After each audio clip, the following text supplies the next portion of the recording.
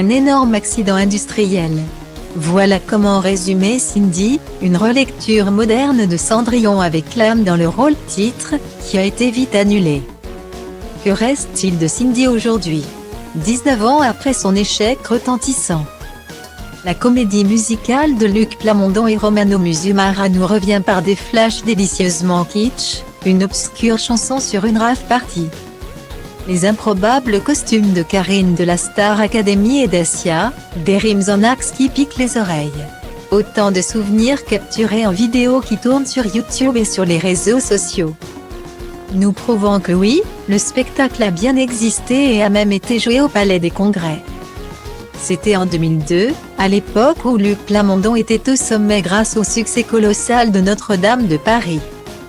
Pour son nouveau spectacle, le Canadien avait réussi à obtenir plus de 7 millions d'euros.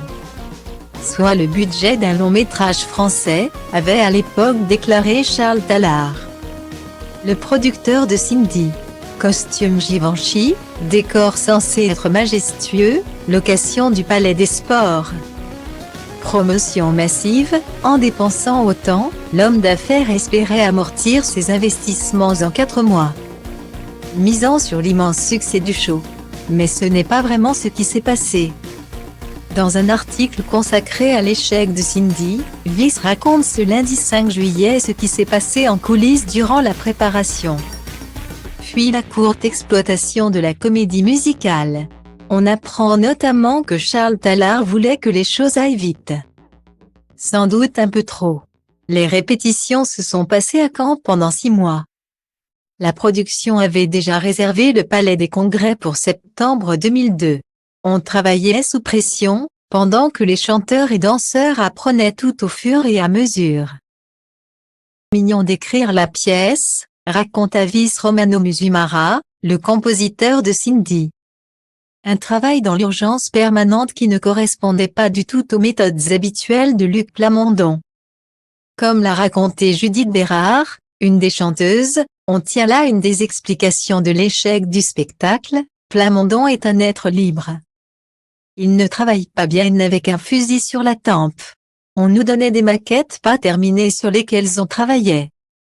Le spectacle existait, mais surtout dans sa tête, a-t-elle expliqué à Vice. En fait, avec la troupe, on a vite pris conscience d'être dans un magnifique Titanic. C'était un splendide projet. Tout certain de se diriger vers un inéluctable naufrage, ils n'ont pas été surpris par l'issue de l'aventure. La première de Cindy a lieu le 11 septembre 2002 au Zénith de Caen, avant de faire sa première parisienne au Palais des Congrès le 25 septembre 2002. Bien entendu, avant le début du spectacle, nous étions très nerveux. Nous n'étions tout simplement pas prêts à cette date. Vice Patrice Blouin, un des artistes présents sur scène ce soir-là. Cette comédie a été réduite à sa forme la plus minimaliste qui soit. Il y a eu une incapacité de produire sur scène ce qui a été créé sur papier. Là est la vraie tragédie. Les premiers retours, désastreux, ont achevé d'enterrer la comédie musicale. En décembre 2002, quelques mois seulement après la première, la pièce a été stoppée et sa tournée annulée. Nous étions abattus, l'équipe était très soudée, raconte Judith Bérard.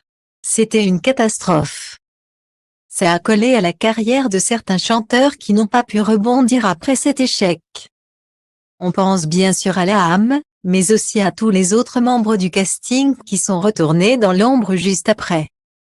Luc Plamondon mettra lui aussi plusieurs années à se remettre en selle, avant de revenir en 2006 avec une nouvelle version de Notre-Dame de Paris.